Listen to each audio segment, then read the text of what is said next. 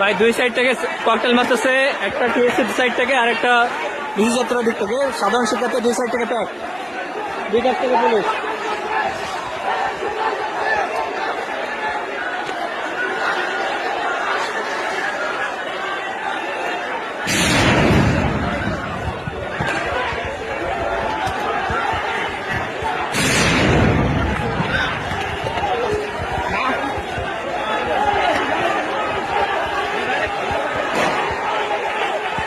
ভাই ওই বাইরে নিয়ে আসেন কেউ, ভাই ওই বাইরে নিয়ে আসেন।